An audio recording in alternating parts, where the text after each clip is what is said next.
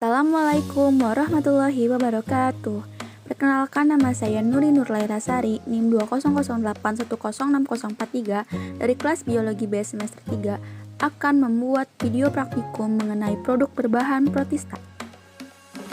Tujuan praktikumnya yaitu untuk mengetahui produk apa saja yang ada di sekitar kita yang menggunakan protista sebagai bahan baku atau bahan tambahannya dengan melakukan survei di toko atau warung atau minimarket di dekat rumah. Alat dan bahan yang digunakan selama praktikum yaitu ada jeli inako, tahu kainoi, watabi, mogu-mogu, roti permatasari, Hello Active, serta agar-agar swallow, dan handphone. Cara kerja yang pertama yaitu mencari tahu produk yang berbahan protista. Yang kedua, beri keterangan label atau merek atau nama perusahaan. Yang ketiga, pembahasan mengenai peranan protista di produk tersebut seperti manfaat, peranan dalam membentuk produk, dan hal lainnya yang menyebabkan protista tersebut dapat menjadi bahan campuran suatu produk.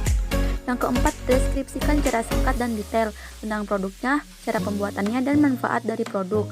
Yang kelima, deskripsikan spesies yang ditemukan dalam suatu produk, klasifikasinya, reproduksinya, habitat, dan sebagainya. Yang keenam, deskripsikan keragenan, fungsinya, jenis protista apa saja yang menghasilkan keragenan.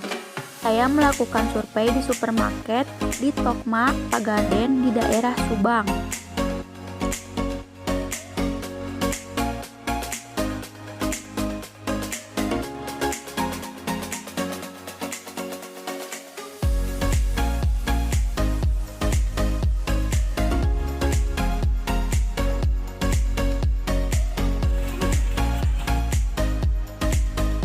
Produk pertama dengan menggunakan bahan mogu-mogu stroberi.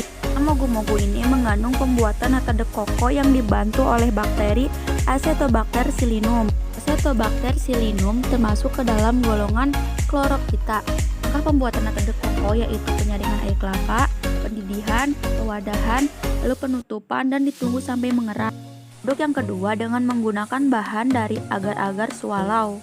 Bahan ini mengandung protista yaitu Euchema spinosum. Euchema spinosum dimanfaatkan sebagai bahan baku pembuatan tepung agar-agar, keragenan, industri tekstil, dan kosmetik. Cara membuat agar-agar yaitu dipanaskan agar-agar dalam api yang kecil, kemudian diaduk sampai mengental, lalu angkat agar-agar masukkan ke dalam wadah.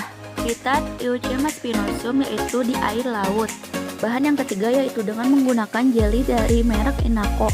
Mengandung keragenan yang berguna dalam pembuatan permen jeli ini akan menghasilkan permen jeli yang memiliki tekstur kokoh namun mudah untuk dikunyah saat dimakan.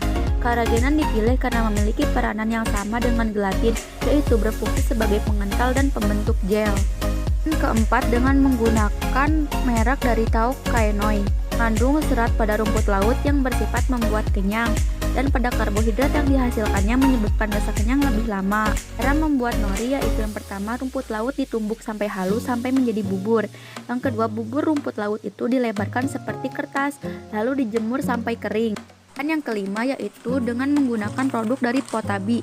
Potabi ini mengandung serat pada rumput laut yang bersifat membuat kenyang.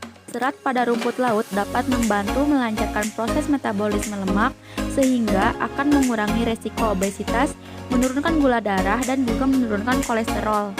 Dan yang kelima yaitu dengan menggunakan roti dari Permatasari. Dalam pembuatan roti ini mengandung bakteri Saccharomyces cerevisiae yang termasuk dalam golongan Ascomycomicetes yang karena dapat membentuk ascopora.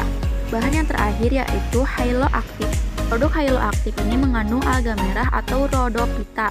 Rhodophyta ini merupakan kelompok protista mirip tumbuhan. Habitat Rhodophyta yaitu di laut, sedikit di air tawar yang bersuhu dingin. Sekian dari saya, mohon maaf apabila ada kesalahan. Wabillahi taufiq wal hidayah. Wassalamualaikum warahmatullahi wabarakatuh.